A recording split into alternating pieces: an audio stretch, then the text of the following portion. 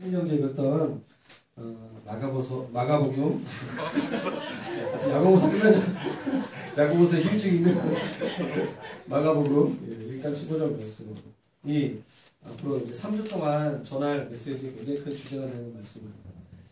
저희 교육자들이 수련회 전까지는 각자 교회에 해당되는 비전의 말씀을 선포하자 이렇게 정해서 강의 설교를 하지 않고 주제 설교를 합니다. 그래서 3주 동안 하나님 나라에 대한 이야기를 좀 하기 원합니다. 오늘 저의 설교의 포인트는 하나님 나라가 이미 임했다. 이미 임한 하나님 나라 이런 메시지입니다. 가라사대 때가 찼고 하나님 나라가 가까이 왔으니 회개하고 복음을 믿으라. 예수님께서 공적인 사역을 처음 시작하시면서 처음으로 하신 말씀이에요. 그러니까 공식적으로 예수님이 이 땅에서 하나님의 아들로서 인자이시지만 사람이지만 하나님의 아들로서 사역을 막 처음 시작했을 때 첫 마디가 이 말씀이라는 거예요. 너무 중요한 의미가 있겠죠. 예수님께서 오랫동안 기다렸던 말씀. 하나님 나라가 가까이 왔다. 회개하고 복음을 믿으라. 첫 번째 하신 말씀이니까 가장 핵심적인 말씀이셨을 것 같아요. 그 핵심적인 말씀의 중심이 되는 말 뭐인 것 같습니다. 뭘까요? 시작. 준비하라. 준비하라. 작년 2015년 준비하는 예비하는 거였고요. 2016년 뭐라고요? 맞춰보세요. 시작. 준비하라. 하나님 나라. 뭐라고요? 하나님 나라. 하나님 나라. 하나님 나라 딱 이렇게 우리는 하나님 나라라는 개념보다 하늘나라, 천국이 더 가까 정서적으로 더 가까운 것. 헬라어로 하나님 나라는 바실레아라는 뜻이 말이라고 합니다. 그 말은 통치 왕권이라는 말이에요. 통치 왕권. 하나님 나라는 자, 저를 따라해 보시겠어요? 하나님 나라는 하나님의 통치가 있는 곳. 하나님께서 주권을 행하시는 나라. 믿습니까? 네, 감사합니다. 하나님 나라는 하나님의 통치가 있는 곳. 하나님께서 주권을 행하시는 나라가 하나님 나라. 마가복음 1장 15절 말씀을 다시 보면 예수님께서 첫 번째 그 나라가 곧 임하겠다. 그 나라가 가까이 왔다라고 말하고 있습니다. 사랑하는 여러분, 마가복음 말씀을 보면 어떻게 하면 하나님 나라가 시작됩니까? 하나님 나라가 가까이 왔으니 너희가 해야 될 것이 무엇이죠? 회개하고 복음을 하나님 나라의 백성들이 가져야 될 세 가지 특징. 첫 번째, 회개하는 것. 성부영신 예배 때 김승환 전사님께서 회개에 대한 메시지를 전했잖아요. 회개하라. 돌이켜라. 그리고 복음이 중요하다. 그리고 믿으라. 복음을 믿으라. 저와 여러분이 예수 그리스도의 십자가 앞에 회개하고 복음 자체이신 예수님을 믿으면 하나님 나라가 시작된다는 말입니다. 하나님 나라는 다시 말해서 내가 예수 그리스도를 주로 그리스도로 믿고 그분께 순종하며 삶을 살아간다면 하나님의 통치가 내 안에 이루어지기 시작하는 것이고 지금 내 안에 하나님 나라가 임했다는 것입니다. 오늘 내가 예수 그리스도의 말씀에 순종하며 산다면 하나님의 통치 가운데 있는 것이고 다시 말해 하나님 나라 천국을 누리고 있는 것이고 내가 하나님의 백성이라는 것입니다. 그래서 하나님 나라는 장소적 개념이 아니라 통치적 개념이다. 하나님의 다스림의 개념이다. 여러분 아마 다 대부분 제가 설교 때 몇 번 얘기해서 다 알고 있는 거를 다시 정리하는 거예요. 신앙생활의 핵심은 반복입니다. 목회 얼마 제가 안 했는데 목회의 핵심은 반복인 것 같아요. 계속해서 우리가 신앙생활을 하다 보면 반복이 중요해요. 그래서 하나님 나라의 몇 가지 특징, 하나님 나라의 첫 번째 특징은 이중적 특징이에요. 오늘 승민영자 읽었던 누가복음 17장 말씀이 이 말씀 이중적 특징, 다시 한번 우리가 말씀을 같이 봤으면 좋겠습니다. 누가복음 17장 20절에서 21절까지 같이 한 목소리로, 큰 목소리로 읽도록 하겠습니다. 시작. 바리새인들이 하나님의 나라가 어느 때 하나님의 나라는 볼 수 있게 임하는 곳이 아니고 또 여기 있다 저기 있다 못하니 하나님의 나라는 너희 안에 있는 하나님 나라가 어디에 있다고요? 너희 안에. 여러분 자신의 이름을 불러보면서 내 김홍빈 안에 하나님 나라가 있다. 이해지 않은 하나님 나라. 정말 믿으십니까? 하나님의 통치가 내 안에 있는 거예요. 하나님 나라. 여러분 우리가 천국을 사모한다는 것. 어쩌면 우리가 예수 그리스도를 믿는데 이 땅에서의 삶이 싫고 오직 죽어서 내세에 있는 죽어서 가는 하나님 나라만 사모하고 있다는 것은 뭔가 문제가 있습니다. 하나님 나라가 이미 시작됐습니다. 우리 안에 하나님 나라가 시작됐어요. 지금 내 안에 우리 안에 역사하시는 그 하나님 나라를 누리시기를 경험하시기를 주의 이름으로 축원합니다. 그것이 2016년도에 우리의 비전이었으면 좋겠어요. 날마다 하나님 나라를 경험하는 천국에서의 삶을 지금 오늘 우리가 경험하는 거죠. 예수 그리스도를 삶의 주인으로 모실 때 하나님의 통치가 임합니다. 예수님을 삶의 주인으로 모실 때 하나님의 통치가 임하기 때문에 예수님을 믿는 우리 가운데 이미 하나님 나라가 시작되었습니다. 하나님 나라가 이미 우리 가운데 왔습니다. 이거 엄청난 일이죠. 놀라운 일입니다. 그런데 오늘 읽었던 누가복음 17장 21절 이후부터 37절까지의 말씀을 보면 이미 하나님 나라가 임했는데 또 다시 오실 주님의 재림의 인자의 날이라는 표현으로 묘사하면서 예수님께서 이 땅에 재림하실 그 날에 대한 이야기가 나와 있습니다. 하나님 나라가 이미 시작되었지만 아직 오지 않았던 거죠. 오늘 우리는 그 말을 신학적으로 좀 정리해보면 이렇게 얘기할 수 있습니다. 구약시대에 예언했고 이스라엘 백성이 바라던 하나님 나라는 예수님께서 이 땅에 오심으로 이미 시작되었습니다. 그러나 이 세상이 끝나고 영원한 하나님의 통치와 새로운 질서로 다스리시는 거룩한 하나님 나라는 아직 완전히 임하지 않았습니다. 여러분 하나님 나라를 생각할 때에 하나님 나라의 이중적 특징, 하나님 나라가 이미 시작됐지만 already 하나님 나라가 아직 not yet 임하지 않는, 하나님 나라가 시작됐는데 아직 주님의 재림 예수 하면 약간 좀 느낌 이상한데 재림 오신 예수님 생각하면서 그 사이의 긴장감이 무엇이 있겠죠? 성도들에게 첫 번째로 우리가 느끼는 그 괴리감, 우리의 이상과 우리의 현실 속에 있는 괴리감, 20대 30대의 그리스도인들이 겪고 있는 그 내가 예수 그리스도를 만나고 젊었을 때 어떤 한 공동체에서 경험했던 그 이상과 나의 오늘의 삶의 그 괴리감으로 인한 그 갈등이 있어요. 성경은 그것을 고난이라고 얘기합니다. 하나님 나라가 이미 시작되었고 하나님 나라가 완성되지 않는 그 사이 속에서 하나님 나라가 계속 점진적으로 확장해 나가고 있지만 여전히 성도들과 교회 안에 있는 그 고난에 대해서 이야기하고 있어요.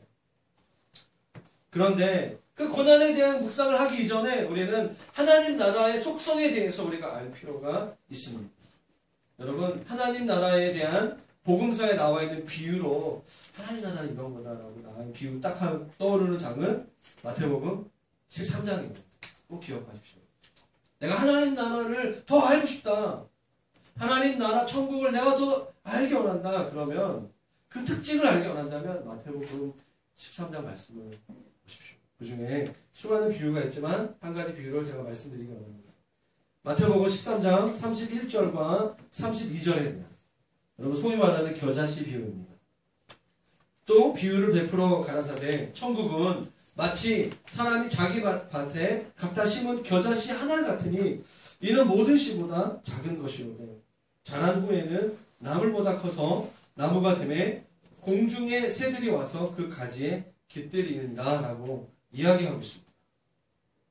그 말씀은 우리가 보기에 정말 보잘것없는 적은 규모로 보잘것없는 그런 모습으로 하나님 나라가 시작되었지만 우리가 알 수 없는 사이에 자라서 강력한 나라가 된다라는 그런 이야기입니다. 하나님 나라가 오는 방식. 아무것도 없는 것처럼 보이지만 무엇인가 잘 되어 있는 것처럼 보이지 않지만 하나님 나라는 나도 모르게 강력하게 커서 나의 삶 가운데 우리에게 다가온다는 것입니다. 그 말을 한 말씀으로 요약한다면 이 말씀을 꼭 찾아봤으면 좋겠어요. 암송했으면 좋겠습니다. 고린도전서 4장 20절 말씀 같이 한번 찾아보겠습니다. 고린도전서 4장 20절. 제가 부탁을 드렸습니다. 제가 이제 설교 때 고린도전서 4장 20절 그리고 다 찾는 거예요. 이제 알겠죠? 그냥 누가 읽어주겠지 하지 마시고 신앙 적극적으로 말씀에 반응하시고 부탁드립니다. 자, 찾으셨습니까?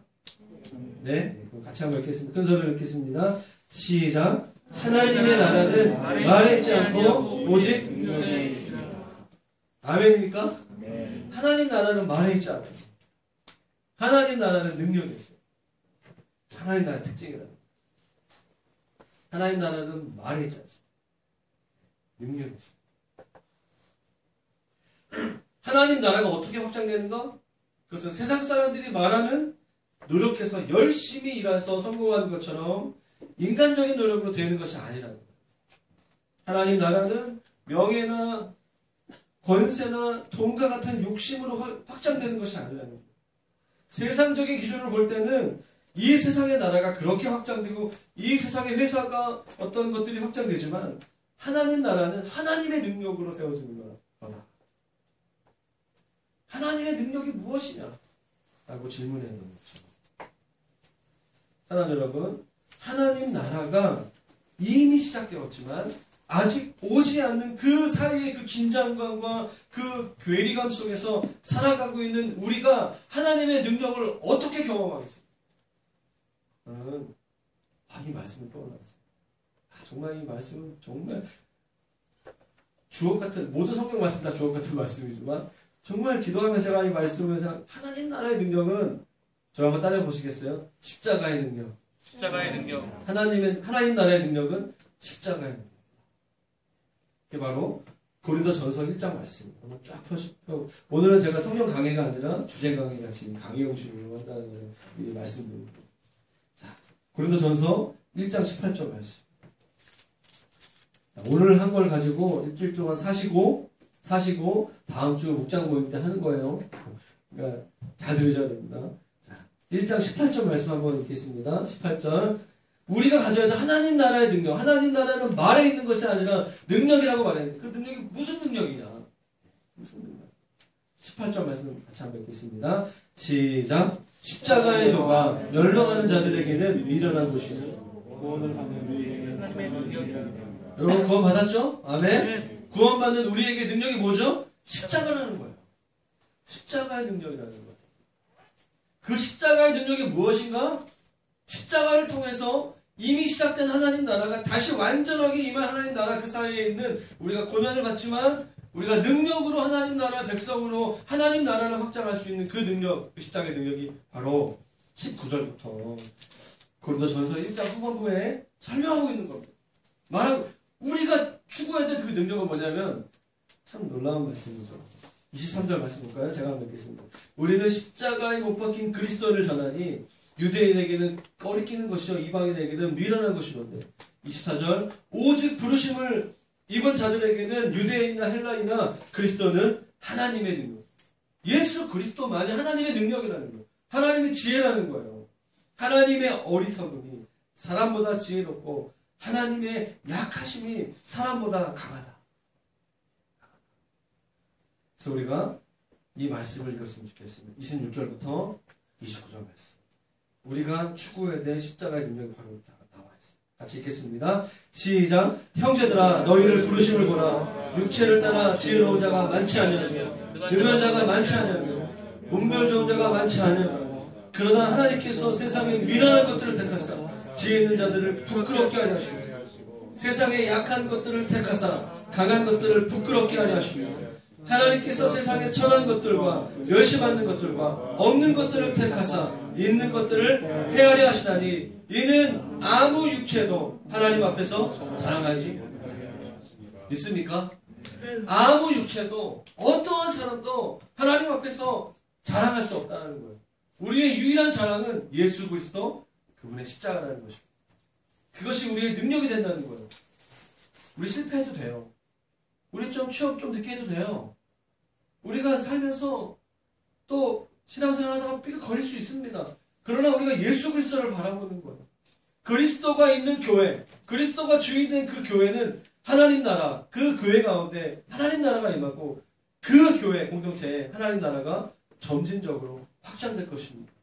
여러분들이 있는 그 직장과 그 가정과 그 캠퍼스 가운데 예수 그리스도의 주되심을 고백하고 하나님 나라의 통치를 선포하며 나아가는 그 한 사람이 있는 그곳은 비록 더디고 비록 아무것도 없는 것처럼 보이는지 모르겠지만 하나님의 영광이 그곳 가운데 임한다는 말씀인 것입니다.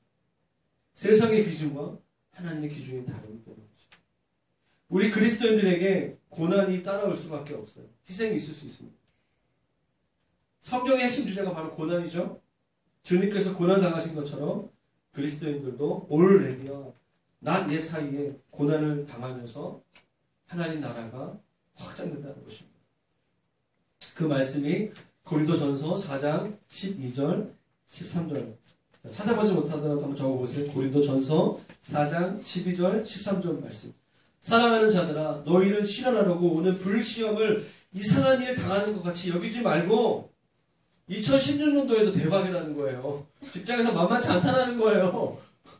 우리의 삶에 있어서 내면적으로 여러 가지 관계에 어려움이 있을 수 있다는 거예요. 이상히 여기지 말라 제발. 이상히 여기지 말라. 오직 너희가 그리스도의 고난에 참여하는 것으로 즐거워하라. 예수 그리스도의 고난에 참여하는 것으로 즐거워하라. 그의 영광을 나타내실 때에 너희가 즐거워하고 기뻐하게 하실 것이다.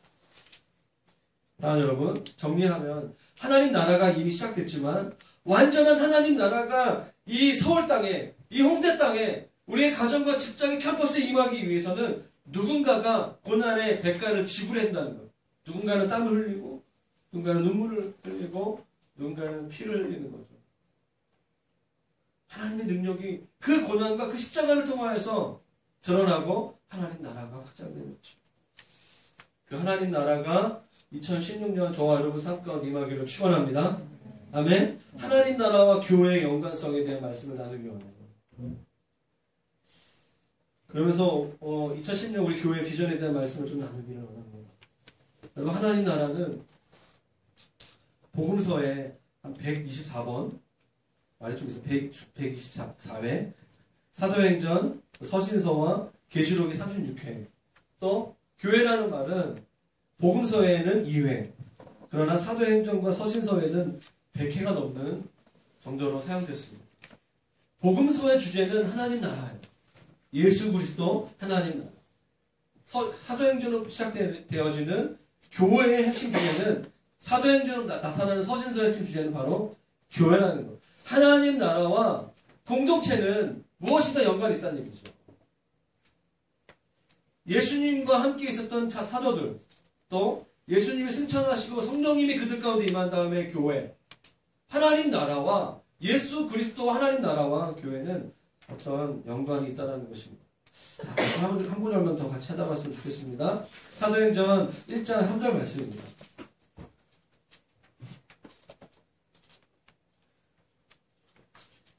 사도행전 1장 3절 말씀 같이 읽도록 하겠습니다. 시작. 해 받으신 후에 또한 저희에게 확실한 많은 증거로 친히 사심을 다시 읽겠습니다. 3절. 자, 3절 다시 읽겠습니다. 아니요. 자, 이런 소통 좋아요. 제가 잘못 적었어요.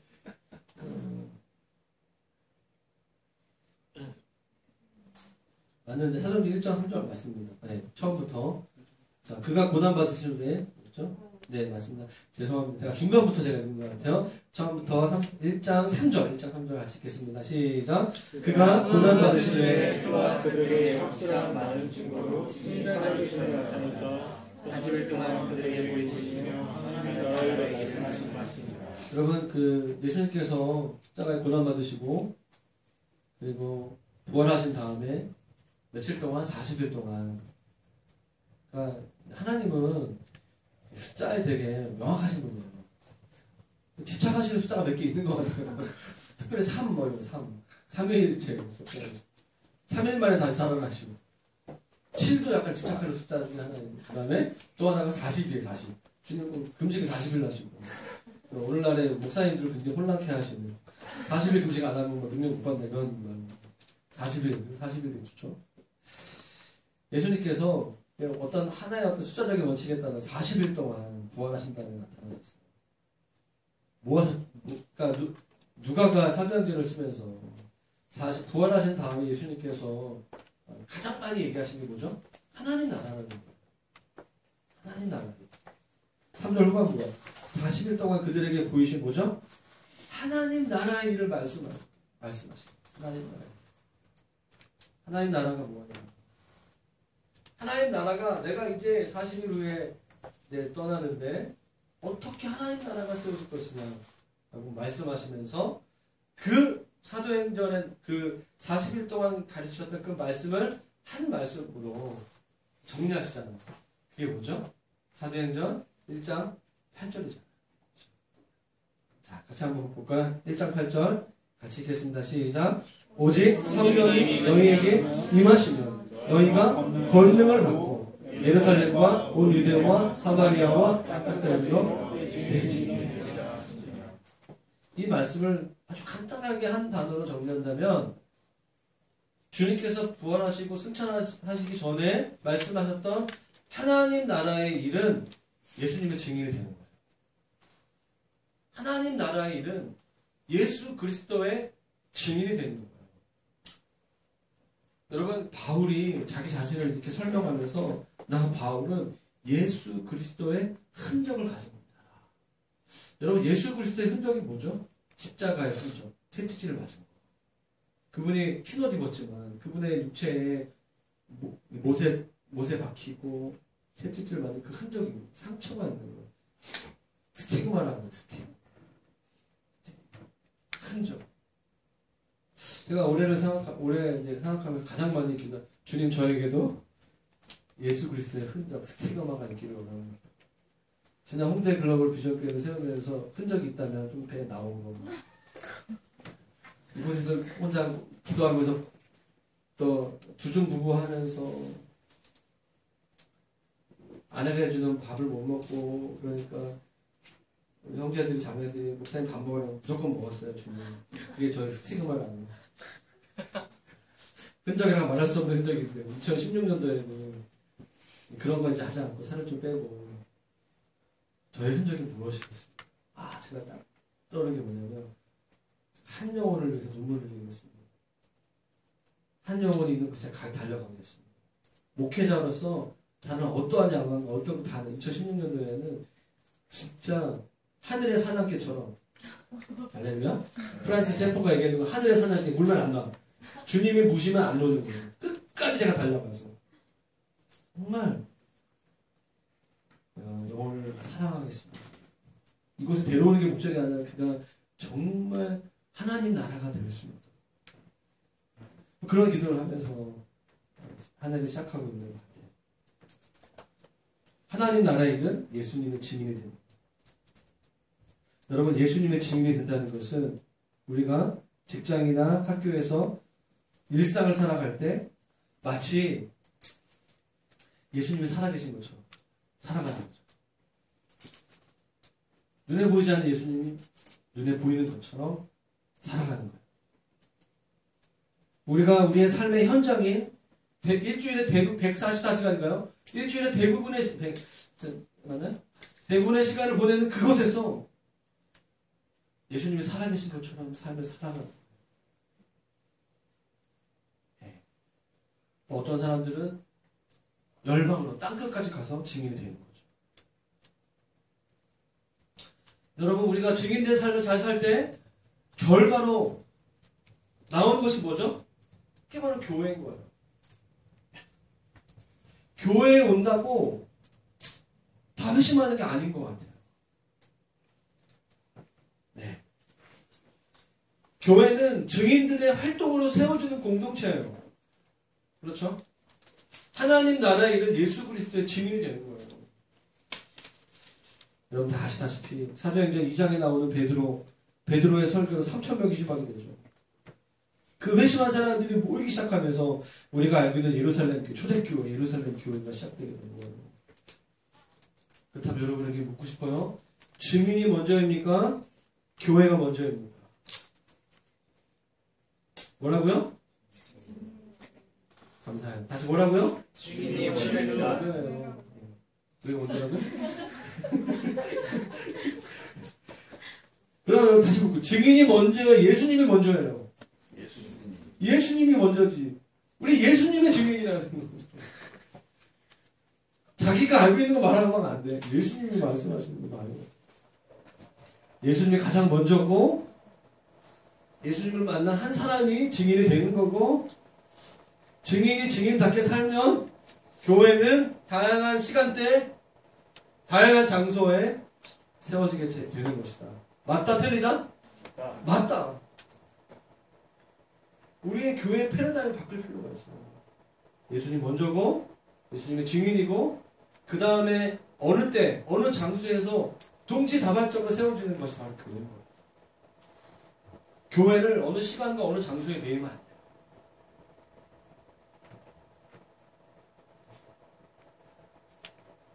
그렇기 때문에 교회는 예수님의 주인인 공동체입니다. 세상과 다른 우리가 다른 동아리와 다른 어떤 모임과 다른 것이 있다면 예수님이 역사하십니다. 증인들이 드글드글한 거예요. 표현이 별로 안 좋은 것 같아요. 제가 드글드글한 거예요. 하여튼 그런 표현 느낀 것 같아요. 교회가 새해에는 그렇게 설교 안 하려고 노력했는데 교회가 우리가 예수님의 증인으로서의 삶을 충실히 살아가면 교회가 되어지는 거예요. 교회 하려고 노력하는 게 아니고 교회는 자연스러워요. 우리는 어떤 노력을 해야 되죠? 증인된 삶. 그게 뭐죠? 제자예요. 예수 그리스도를 따라가기 위해서 예수 그리스도를 증거하는 것이 우리의 본질이라는 거예요. 교회를 세우려고 노력하지 마십시오.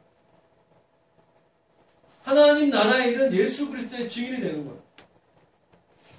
더 잘하면 교회가 되는 거예요. 믿습니까? 아멘? 예. 우리는 자유해야 돼요. 목회자들은 더 자유해야 돼요. 선교사들은 자유해야 돼요. 근데 예수 그리스도를 따라가면 돼요.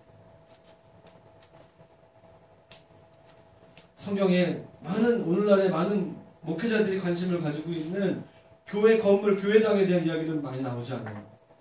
성경에 가장 많이 나오는 사도들의 관심은 예수님이었어요. 건물이 아니었습니다. 여러분들의 최고의 2016년도의 관심이 예수님이기를 축원합니다. 아멘? 아멘. 예수님이 우리의 최고의 관심이세요. 옆에 있는 남자친구, 와이프, 남편보다 예수님이 더 우리의 최고의 매력을 끄는 그런 분이 되셔요. 그게 바로 성령 충만이죠. 제가 그저께인가요? 우리 한 8명의 성도분들과 함께 성경 통독을 했어요. 요한복음 1장부터 21장까지 딱 1시간 걸리더라고요. 놀라운 경험이었어요. 어떻게 1시간 만에 끝내지? 거기까지 분위기 좋았어요. 근데 그다음부터 굉장히 힘들어지면서 중간에 막 가기도 하고 쓰러져 있기도 하고 좌절도 하고 막 이러면서 십자가를 경험했어요. 십자가의 도문을.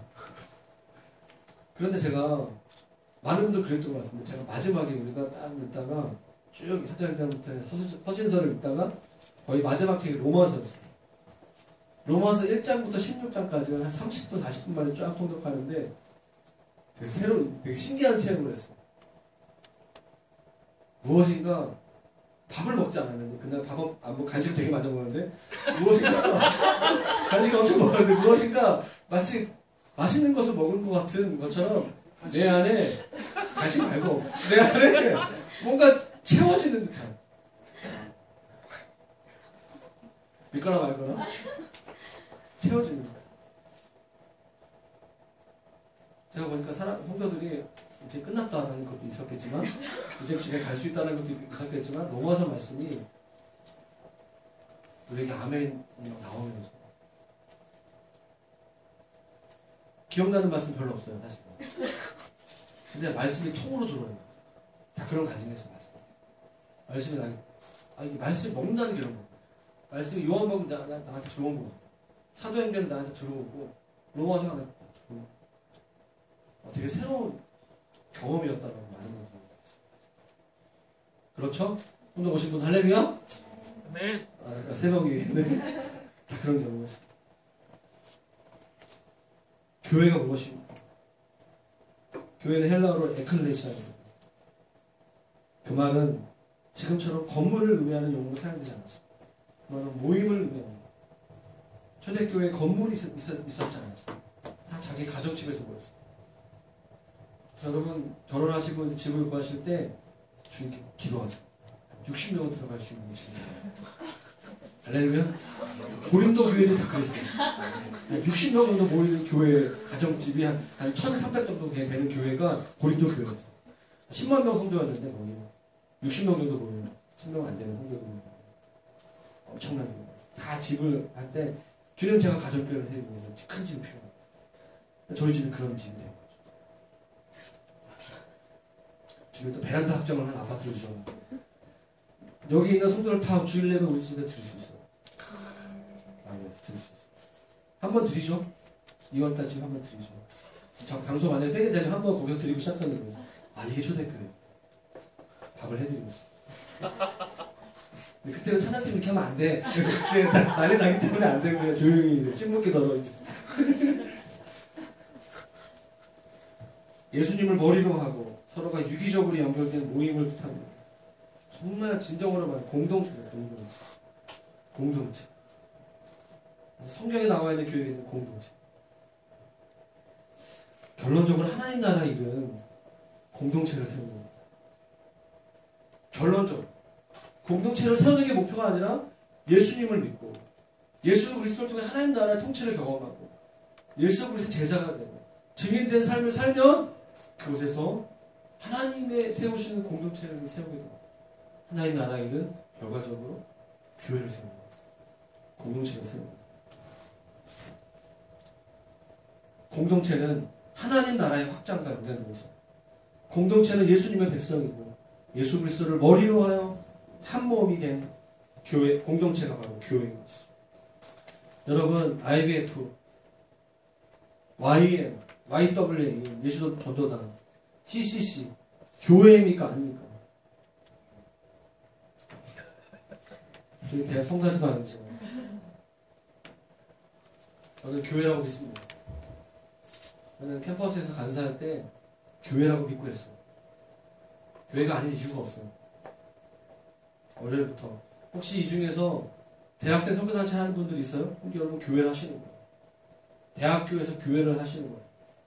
여러분들이 교회입니다. 열심히 하세요. 줄라도 오시고.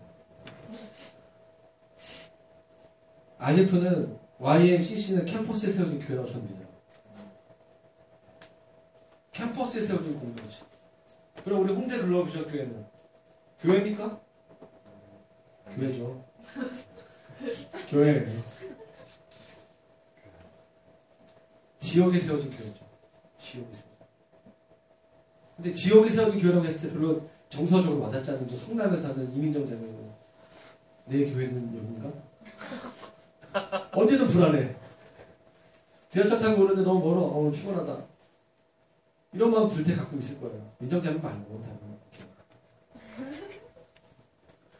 여러분 제가 말씀드리고자 하는 것을 잘 오늘 정리를 할 텐데 잘 들으셔야 돼요. 하나님 나라가 어떻게 세워져요? 얼마 안 남았어요. 사랑하는 여러분, 하나님 나라는 하나님께서 주권을 행하시는 나라예요. 맞죠? 동의됐죠? 우리가 사는 이 세상에서 교회라는 공동체를 통해서 하나님 나라의 통치가 실현되는 거예요. 하나님의 교회, 공동체는 영광스러운 것입니다. 캠퍼스에서 하나님 나라가 이루어지기 위해서는 캠퍼스 안에 세워진 공동체를 통하여서 하나님 나라가 세워지는 거예요. 근데 이 중에 캠퍼스 대학생 몇 명 없어요. 우리 그 성도 중에서 과거에는 캠퍼스에 있었지만 지금은 캠퍼스에 있었던 사람 승민 형제 말고 없을걸요.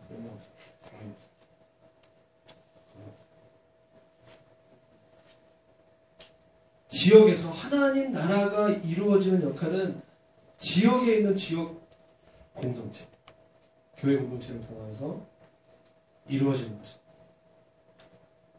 아멘. 100주년 기념교회를 세우셨고 하나님께서 6,000명이 모이는 큰 교회, 100주년 기념교회가 해야 될 일이 있다면 우리 홍대 글로벌 부적교회 해야 될 일이 있는 거예요.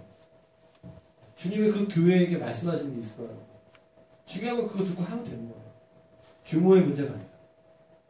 저는 남아있는 21세기 교회 성도 그리스도인들에게 주님이 도전하시는 것은 지역 교회뿐만 아니라 저는 또 하나에 대한 교회의 일을 하기로 합니다. 직장에서 하나님 나라가 이루어지기 위해서 직장 안에 세워진 공동체를 통하여서 교회가 세워지는 거죠. 저는 그걸 믿어요. 우리가 알고 있는 개념으로 정리한다면 캠퍼스는 선교단체 공동체가 교회를 세우는 거예요. 지역사회는 지역교회가 감당하는 거죠. 직장은 저를 따라해 보시겠어요? 직장은 직장인들이 세웁니다. 직장교회는 직장인들이 세우는 거예요. 할렐루야? 아멘 하고 싶지 않을 텐데 2016년도에 직장에 하나님 나라를 세우는 부르심을 받은 성도들입니다. 그들과 함께 직장 안에서 하나님 나라 공동체가 세워지는 그 일을 한번 해보고 싶어요. 그 교회의 이름을 저는 둘 중에 하나로 생각해봤는데 주중교회, 주중에 모이는 교회 주중교회 또는 직장교회 또는 일터교회. 되게 복잡하죠? 여러분들이 성화했으면 좋겠어요. 여러분들이 부름받은 곳은 이 지역 교회가 아니에요. 여러분들이 부름받은 곳은 세상입니다. 거기서 제발 잘 사세요. 저희 교회 비전은 선교적 교회입니다. 저희 교회 목적은 모이는 것이 목적이 아니라 궁극적 목적이 아니에요. 모여서 막 뜨겁게 찬양하고 막 말씀 듣고 막 목장 모임 잘하는 게 우리의 비전이 아니라는 거예요.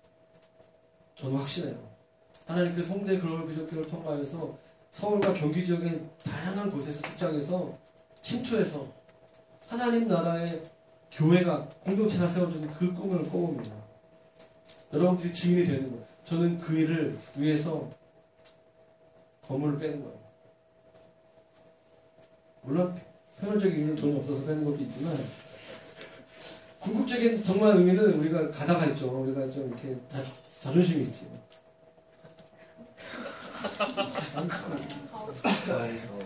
사랑합니다. 세상에 지혜 없는 자들을 주님 사용하시는 세상을 사용하시는 주님이 정말 대단하십니다. 할렐루야. 하나님의 통치가 이루어지게 하는 것은 주대심을 인정한 사람들의 모임 공동체. 교회라고 하면 별로 싫어하는 사람 되게 많아요. 공동체, 직장 공동체. 우리는 가정교회를 제대로 하기가 어려워요. 목장 모임을 평일날 하기 어려워요. 끝나는 시간도 다르고 집도 다양하고 목장 모임을 경험함으로 통하여서 정말 궁극적으로 여러분들의 그 직장에서 공동체를 세웠으면 좋겠어요. 다 가겠습니다. 목사님, 저는 월요일 저녁 11시에 할래요. 오케이, 할렐루야. 그렇게 하는 사람 없겠지만 나는 8시에 끝나기 때문에 9시 정도에 모여요. 제가 복음을 전하기 원하는, 증인되기 원하는 한 명의 10대 청년이 있는데 구리로 와주세요. 갑니다. 지금까지는 원팀 기도회는 저녁마다 기도회 모이고 왔다 갔다 하니까 갈 수가 없었어요. 좀 불러주세요. 가서 그 교회를 잘 세워가지고.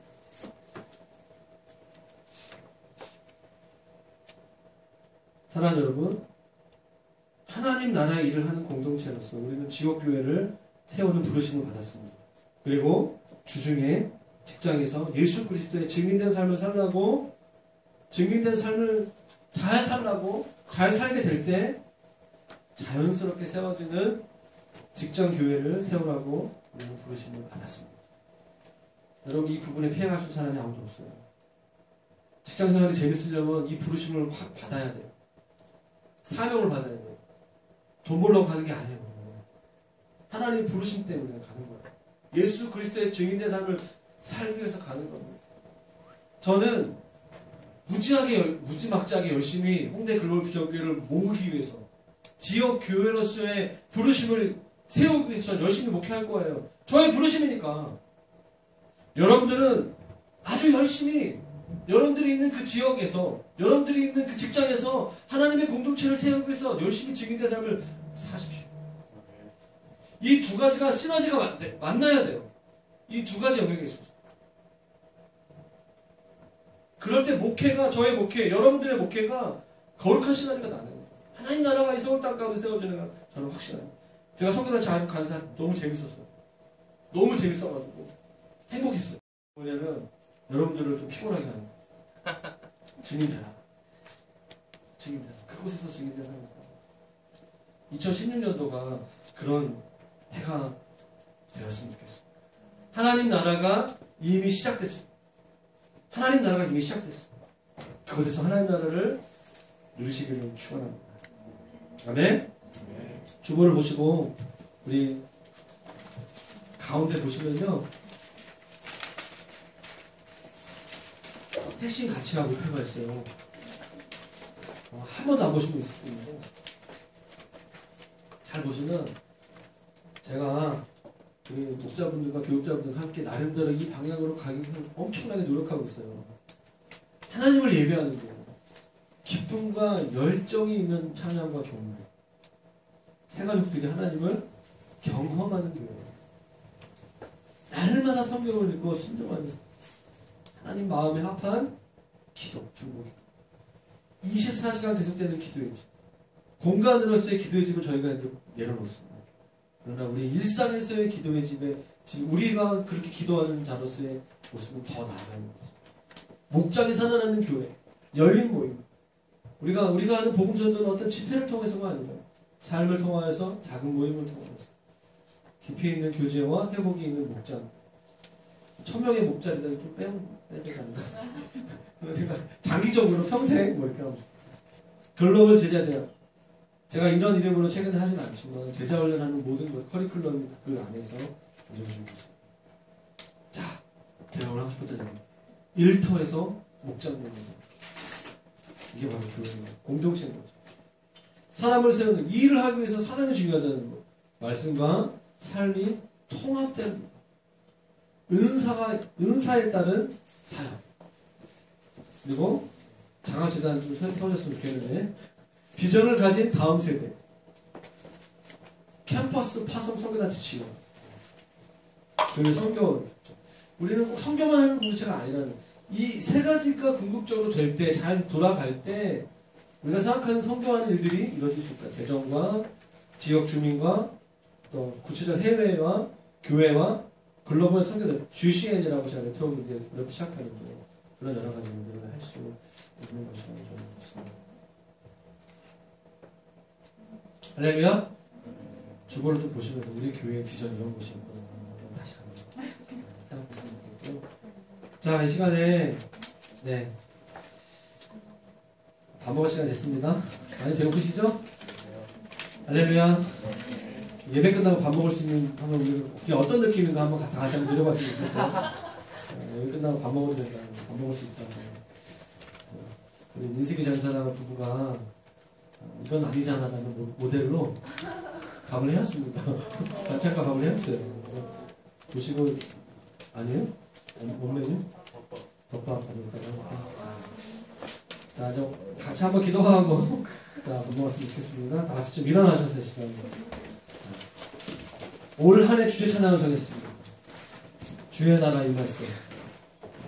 마지막에 항상 찬양하고 예배를 같이 하잖아요. 다 같이 일어나셔서 찬양하고 기도하고 하십시다.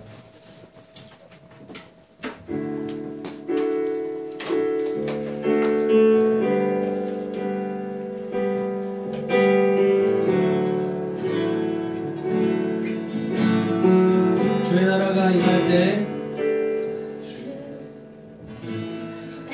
아니에요? 주의 나라 임할 때 해주세요. 죄송합니다. 주의 나라 임할 때 찬양합시다.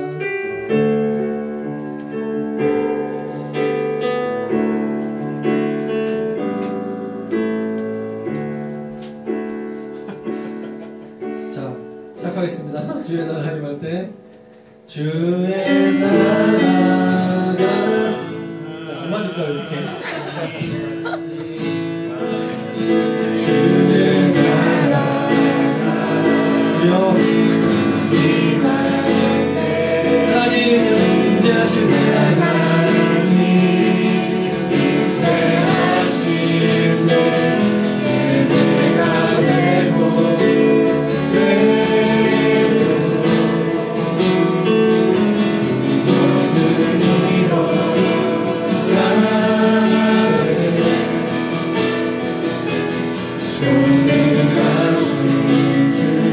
영원하신 능력의 통치자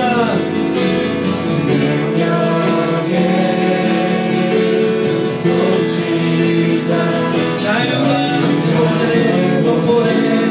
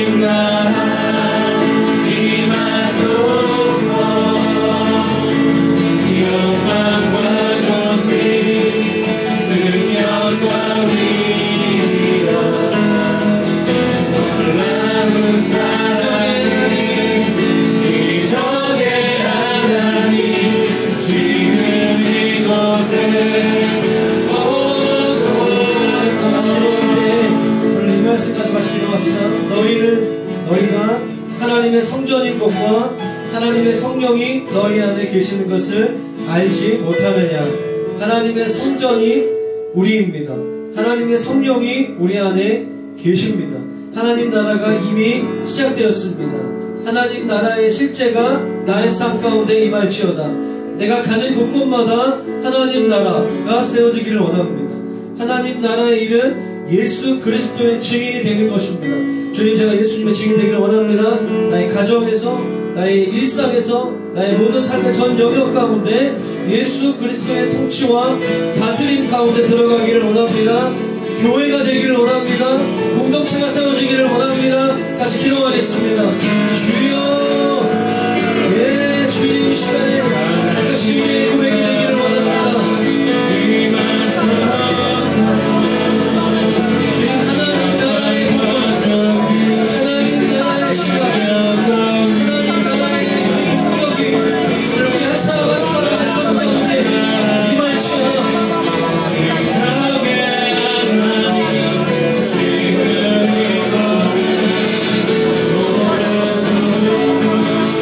할렐루야. 하나님 나라가 회복되시길